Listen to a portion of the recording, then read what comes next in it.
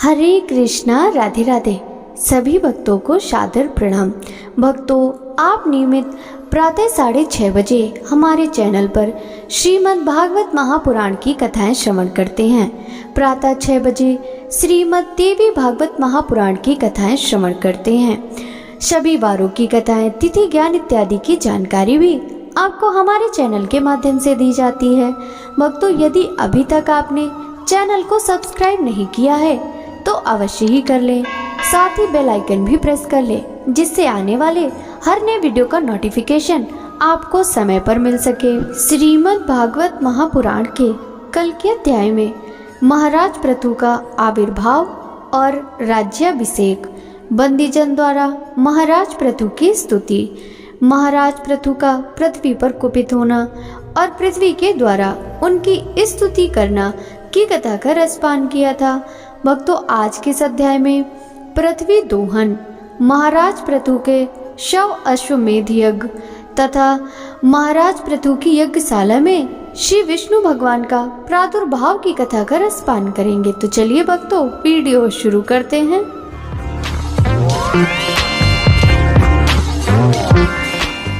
श्री मैत्रेय जी कहते हैं, विदुर जी, इस समय महाराज पृथु के होंठ क्रोध से कांप रहे थे।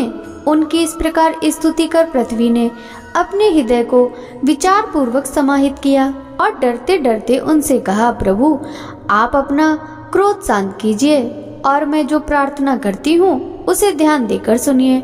बुद्धिमान पुरुष भ्रमर के समान सभी जगह से सार ग्रहण कर लेते हैं। तत्वदर्शी मुनियों ने इस लोक और परलोक में मनुष्यों का कल्याण करने के लिए कृषि, अग्निहोत्र आदि बहुत से उपाय निकाले और काम में लिए हैं। उन प्राचीन ऋषियों के बताए हुए उपायों का इस समय भी जो पुरुष श्रद्धा पूर्वक भली भांति आचरण करता है वह सुगमता से अभीष्ट फल प्राप्त कर लेता है। परंतु जो अज्ञानी पुरुष उनका अनादर करके अपने मन कल्पिता उपायों का आश्रय लेता है, उसके सभी उपाय और प्रयत्न बार बार निष्फल होते रहते हैं। राजन, पूर्व काल में ब्रह्मा जी ने जिन धान आदि को उत्पन्न किया था, मैंने देखा है कि यम नियम आदि व्रतों का पालन न करने वाले दुराचारी लोग ही उन्हें खाए जा रहे हैं। लोक रक्षक आप राजा लोगों ने मेरा पालन और आदर करना छोड़ दिया, इसलिए सब लोग चोरों के समान हो गए हैं। इसी से यज्ञ के लिए औषधियों को मैंने अपने में छिपा लिया। अब अधिक समय हो जाने से अवश्य ही वे धान्य मेरे उदर में जीर्ण हो गए हैं। आप उन्हें पूर्वाचार्यों के बतलाए हुए उपाय से निकाल लीजिए। लोकपालक वीर, यदि आपको समस्त प्राणियों के अभीष्ट एवं बल की वृद्धि करने वाले अन्न की आवश्यकता है तो आप मेरे योग्य बछड़ा, दोहन पात्र और धोने वाली की व्यवस्था कीजिए। मैं उस बछड़े के स्नेह से पिन्हाकर दूध के रूप में आपको सभी अभीष्ट वस्तुएं दे दूंगी। राजन, एक बात और है, आपको मुझे समतल करना होगा, जिससे कि वर्षा ऋतु बीत जाने पर भी मेरे ऊपर इंद्र का बरसाया हुआ जल सर्वत्र बना रहे, मेरे भीतर की आर्द्रता सूखने ना पावे। यह आपके लिए बहुत मंगल कारक होगा। पृथ्वी के कहे हुए ये प्रिय और हितकारी वचन स्वीकार कर महाराज पृथु ने स्वयंभू मनु को बछड़ा बना अपने हाथ में ही समस्त धान्यों को दूह लिया। पृथु के समान अन्य विज्ञ जन भी सब जगह से सार ग्रहण कर लेते हैं, अतः उन्होंने भी पृथु के द्वारा वश में की हुई वसुंधरा से अपनी अपनी अभीष्ट वस्तुएं दूह ली। ऋषियों ने बृहस्पति जी को बछड़ा बनाकर इंद्रिय रूप पात्र में पृथ्वी देवी से वेद रूप पवित्र दूध दुहा। देवताओं ने इंद्र को बछड़े के रूप में कल्पना कर स्वर्णमय पात्र में अमृत, वीर, ओज और शारीरिक बल रूप दूध दुहा। दैत्य और दानवों ने असुर श्रेष्ठ प्रहलाद जी को वत्स बनाकर लोहे के पात्र में मदिरा और आशव रूप दूध दुहा।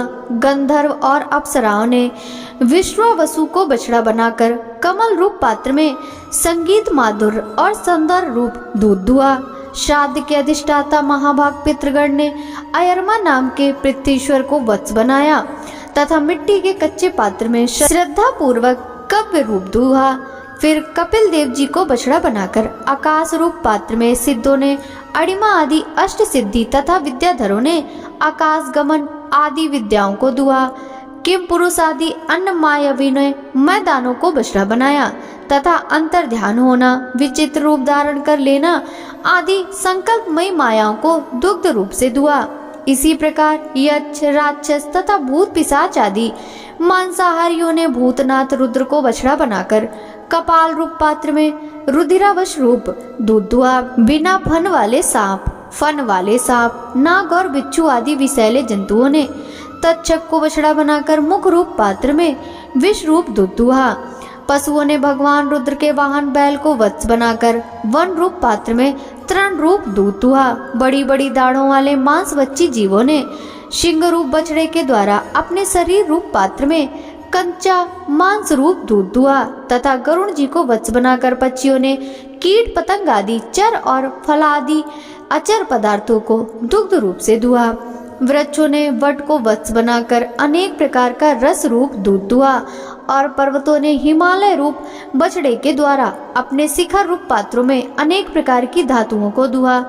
पृथ्वी तो सभी अभीष्ट वस्तुओं को देने वाली है और इस समय वह पृथु जी के अधीन थी, अतः उससे सभी ने अपनी अपनी जाति के मुखिया को बछड़ा बनाकर अलग अलग पात्रों में भिन्न भिन्न प्रकार के पदार्थों को दूध के रूप में धो लिया। कुरुश्रेष्ठ विदुर जी, इस प्रकार पृथु आदि सभी अन्न भोजियों ने भिन्न भिन्न दोहन पात्र और वत्सों के द्वारा अपने अपने विभिन्न अन्न रूप दूध पृथ्वी से दुहे।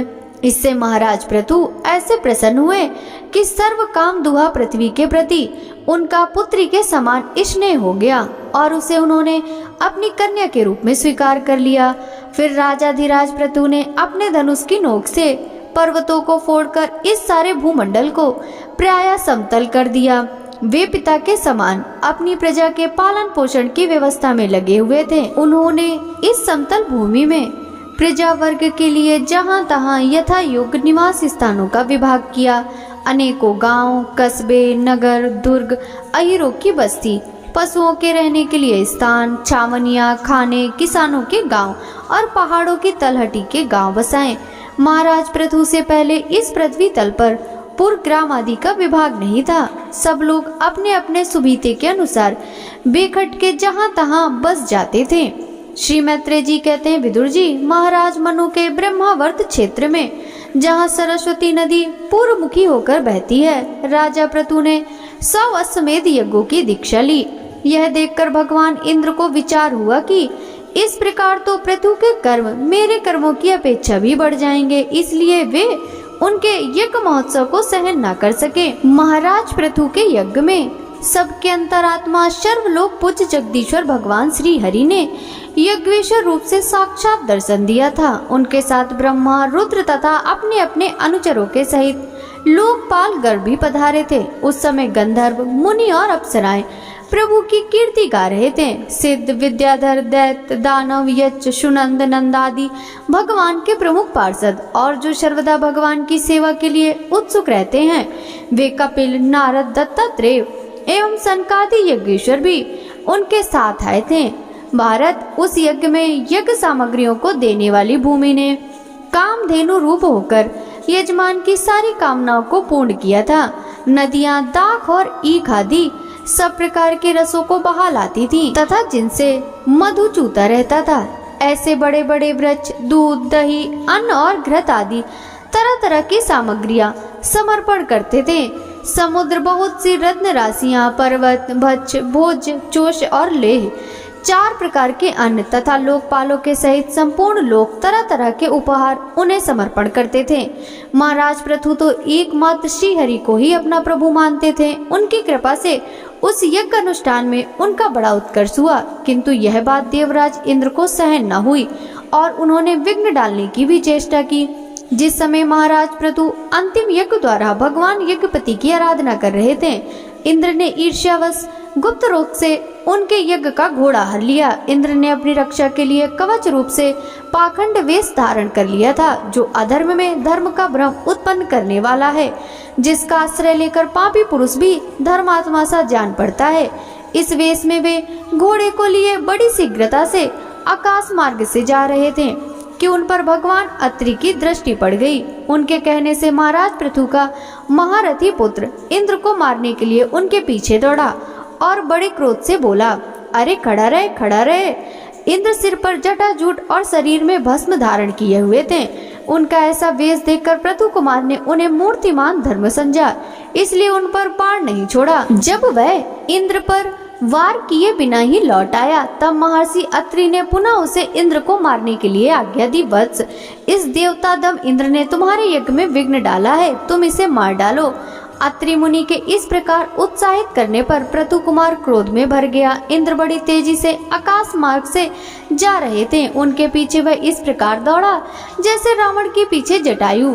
स्वर्गपति इंद्र उसे पीछे आते देख उस वेश और घोड़े को छोड़कर वहीं अंतर ध्यान हो गए और वह वीर अपना यज्ञ पशु लेकर पिता की यज्ञशाला में लौट आया।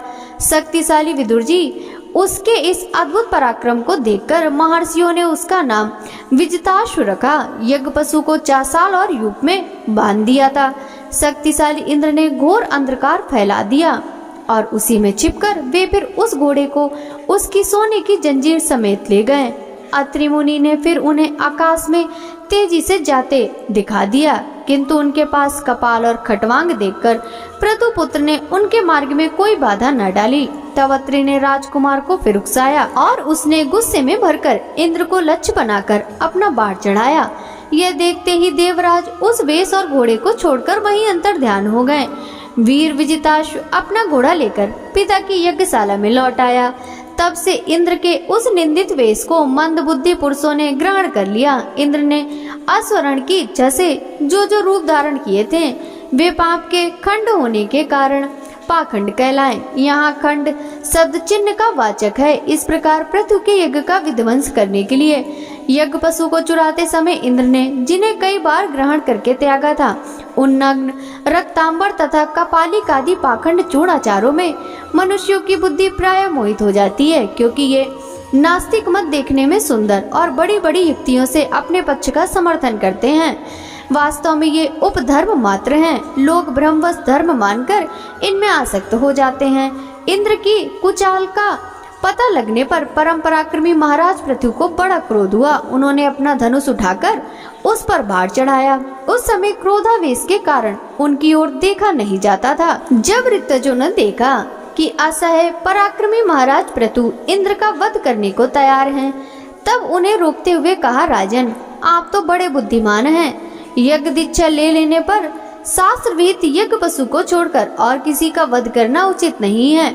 इस यज्ञ कार्य में विघ्न डालने वाला आपका शत्रु इंद्र तो आपके सुयश से ही ईर्ष्यावश निस्तेज हो रहा है। हम अमोघ आवाहन मंत्रों द्वारा उसे यहीं बुला लेते हैं और बलात्कार से अग्नि में हवन किए देते हैं। विदुर जी, यजमान से इस प्रकार सलाह करके उसके याजकों ने क्रोध पूर्वक इंद्र का आवाहन किया। वे श्रुत्वा द्वारा आहुति डालना ही जाते थे कि ब्रह्मा जी ने वहां आकर उन्हें रोक दिया। वे बोले, याजकों, तुम्हें इंद्र का वध नहीं करना चाहिए। यह यज्ञ संज्ञक इंद्र तो भगवान की यज्ञ मूर्ति ही है। तुम यज्ञ द्वारा जिन देवताओं की आराधना कर रहे हो वे इंद्र के ही तो अंग हैं और उसे तुम यज्ञ द्वारा मारना चाहते हो। पृथु के इस यज्ञ अनुष्ठान में विघ्न डालने के लिए इंद्र ने जो पाखंड फैलाया वह धर्म का उच्छेदन करने वाला है। इस बात पर तुम ध्यान दो। अब उससे अधिक विरोध मत करो, नहीं तो वह और भी पाखंड मार्गों का प्रचार करेगा। अच्छा, परम यशस्वी महाराज पृथु के 99 ही यज्ञ रहने दो। फिर राजर्षि पृथु से कहा, राजन, आप तो मोक्ष धर्म के जानने वाले हैं, अतः अब तक आपको इन यज्ञ अनुष्ठानों की आवश्यकता नहीं है। आपका मंगल हो।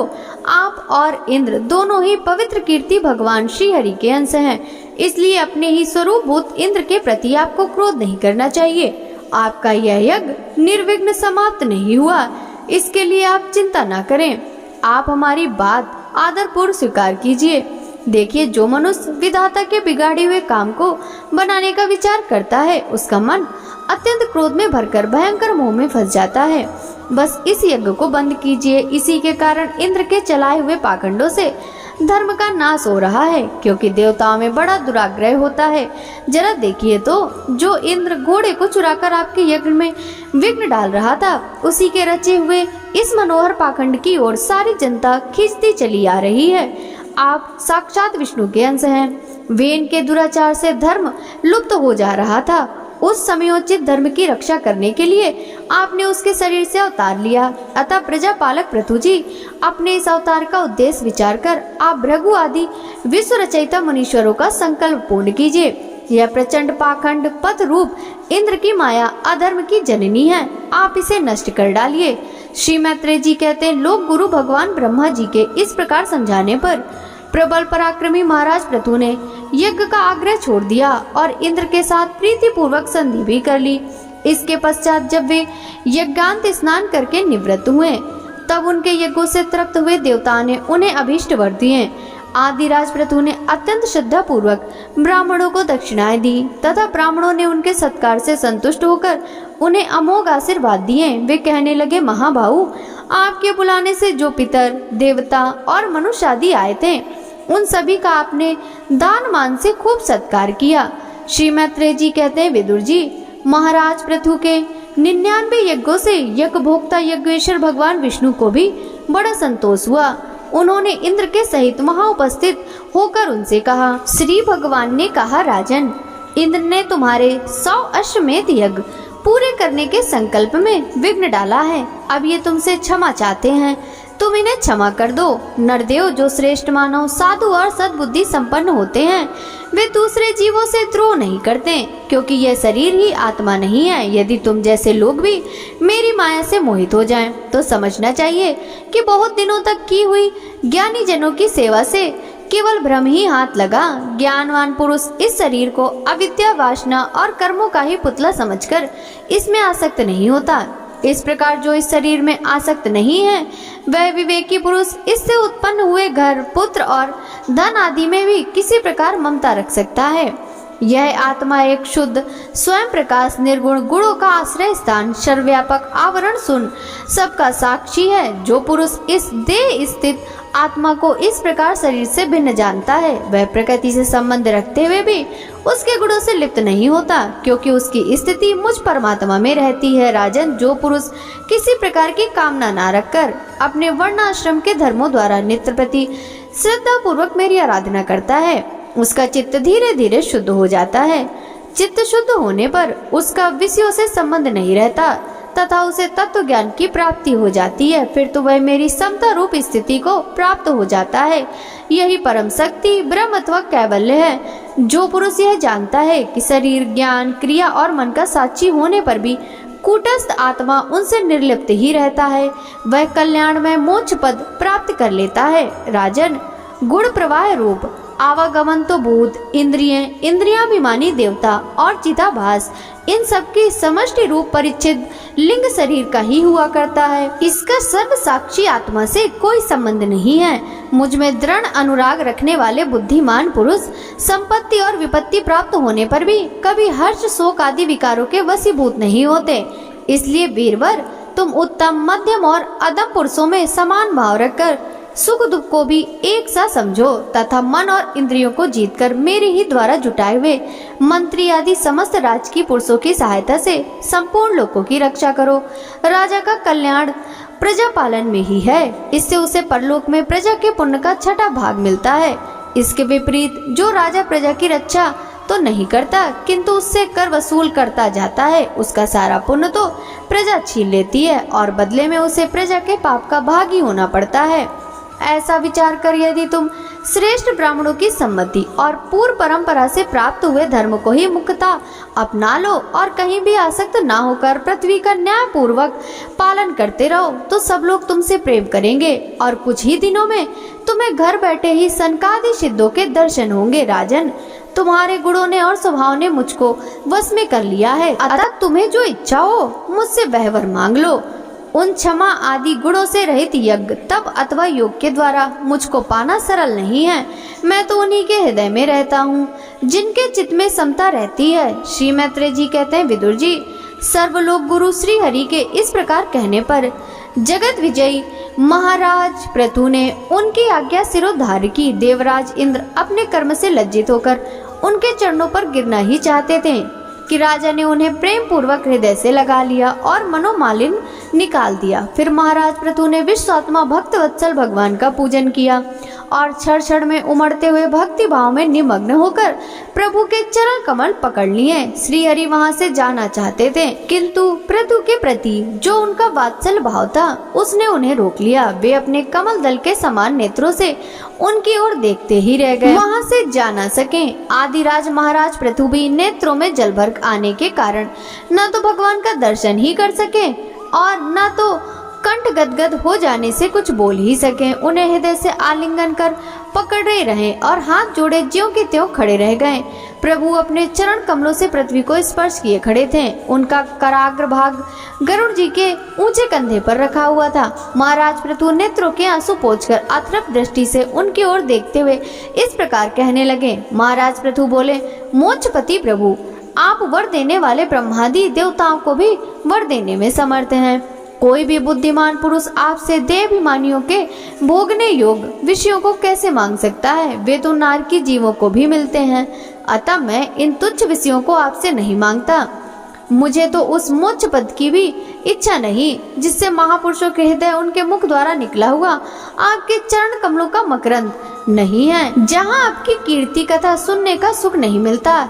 इसलिए मेरी तो यही प्रार्थना है कि आप मुझे 10,000 कान दे दीजिए, जिनसे मैं आपके लीला गुणों को ही सुनता रहूं। पुण्य कीर्ति प्रभु, आपके चरण कमल मकरंद रूपी अमृत कणों को लेकर महापुरुषों के मुख से जो वायु निकलती है, उसी में इतनी शक्ति हो कि वह तत्व को भूले हुए हम कुयोगियों को पुनः तत्व ज्ञान करा देती हैं। इत्यो हमें दूसरे वरों की कोई आवश्यकता नहीं है। उत्तम कीर्ति वाले प्रभु, सत्संग में आपके मंगलमय सुयश को दैवश एक बार भी सुन लेने पर कोई पशु बुद्धि पुरुष भले ही तृप्त हो जाए, गुणग्राही उसे कैसे छोड़ सकता है? सब प्रकार के पुरुषार्थों की सिद्धि के लिए स्वयं लक्ष्मी जी भी आपके सुयश को सुनना चाहती हैं।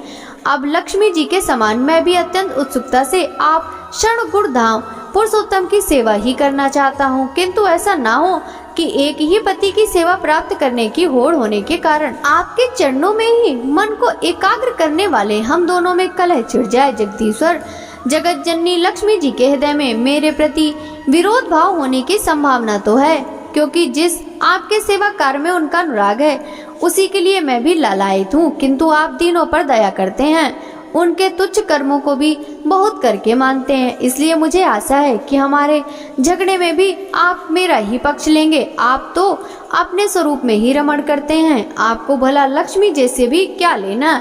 इसी से निष्काम महात्मा ज्ञान हो जाने के बाद भी आपका भजन करते हैं।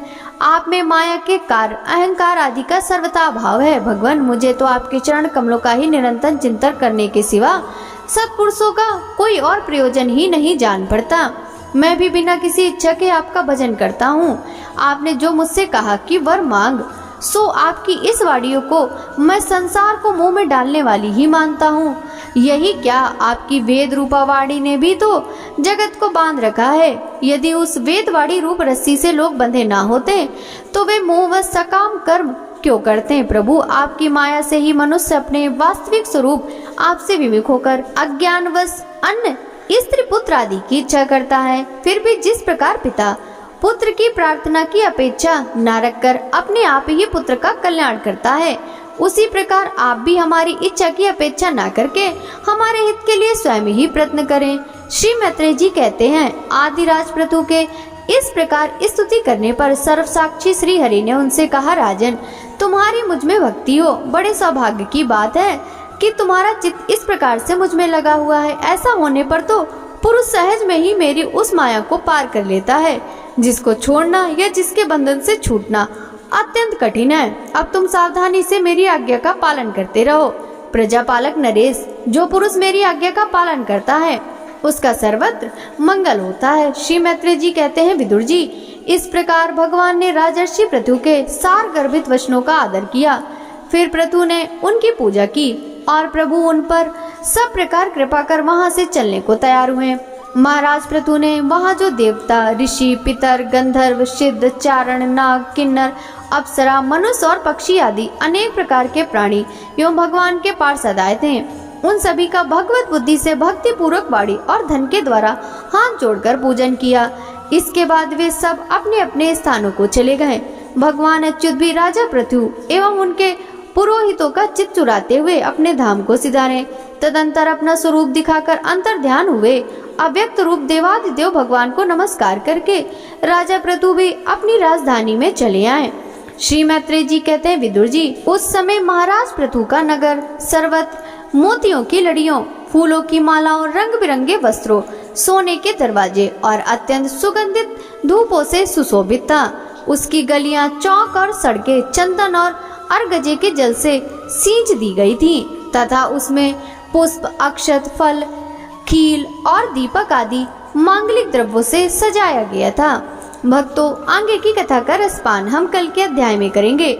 श्रीमद् भागवत महापुराण की यह कथा यदि आपको अच्छी लगी हो तो वीडियो को लाइक कर ज्यादा से ज्यादा भक्तों के साथ शेयर कीजिएगा।